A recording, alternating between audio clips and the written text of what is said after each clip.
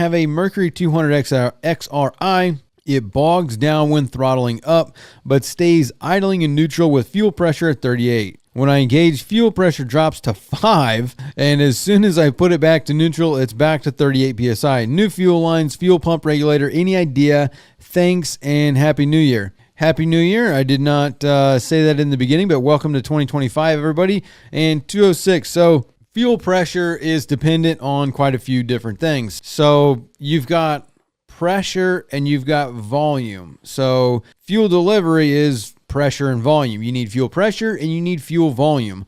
If you are idling at 38 psi, idling at 600 RPM. So if you haven't seen the video that we did on the fuel pressure regulators, this is actually part of why we made that video. So a pressure regulator that regulates the pressure of your fuel system is very simple. It runs off of the intake manifold and your throttle plate at idle is closed. The piston moving up and down creates a suction or a vacuum. As the piston goes down on the intake stroke, it sucks air in from the intake manifold, which puts it under a vacuum because your throttle plate is closed. That vacuum lifts or helps to suppress or depress the spring that's in your fuel pressure regulator. That means that all of the pressure that your high pressure pump is making is being put back into the FSM or your VST, and that regulates that pressure at 38 at idle.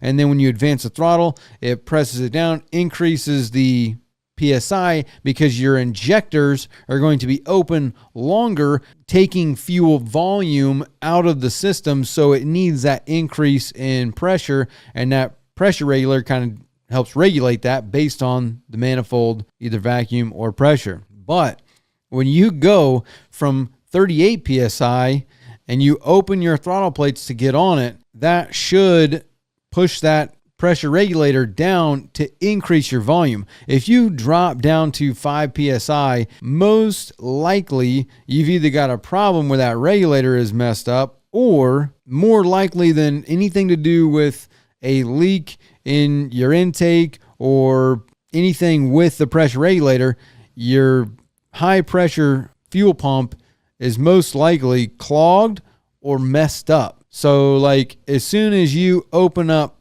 that handle, you put it down and open up the throttle plates and change the timing, it opens up the injectors. The engine's trying to go. You're opening it up, the injectors open up, the fuel duration of the injector width opens up, so it's going to dump all the fuel that's in the fuel rail out.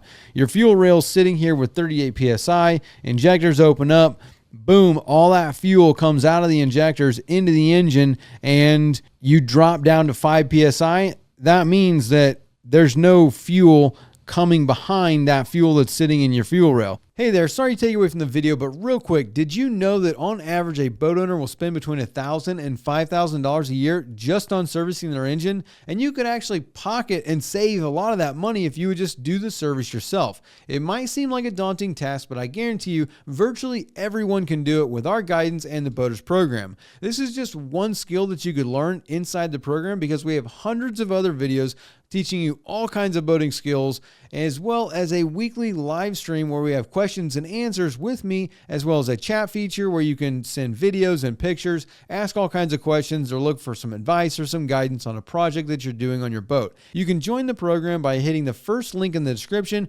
clicking join, or visiting bornagainboating.com. Now back to the video. Or that would be a volume problem, or your fuel pump's messed up, and as soon as you get rid of all that fuel, it can't keep up. So all of a sudden, boom, now you're out and you either don't have fuel or your fuel pump's messed up. My guess is you need a new fuel pump. You say new fuel lines, fuel pump regulator, but what about your fuel pump? Because your fuel pump is what makes your pressure. The regulator just regulates the pressure. It doesn't really make your pressure. So that's kind of where I'm going with that. I'm looking at that fuel pump and looking at the screen on the bottom of it to make sure it's clean.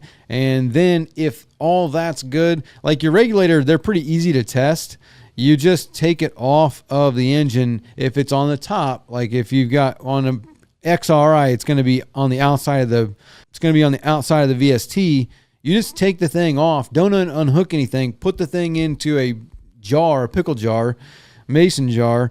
Turn your key switch to the on position. Watch your pressure gauge. It should just be dumping fuel out of there, which tells you that it's working. And then if it's not dumping any fuel, then you got something wrong with your pressure regulator. But most likely that thing's going to be dumping fuel, and you got a problem with that fuel pump.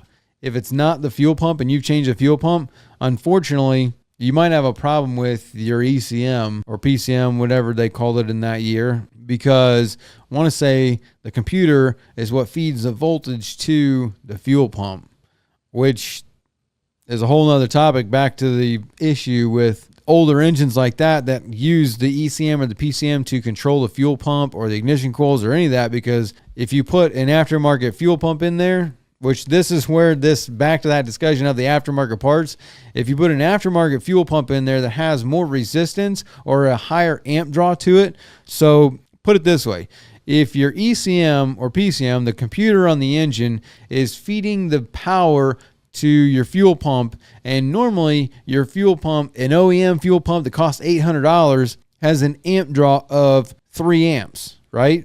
And you put an aftermarket fuel pump in there that has an amp draw of 5 amps, 6 amps. You've doubled the amperage that is being pulled by the fuel pump through your ECM or your PCM or the computer that's on the engine, and that will burn up that computer.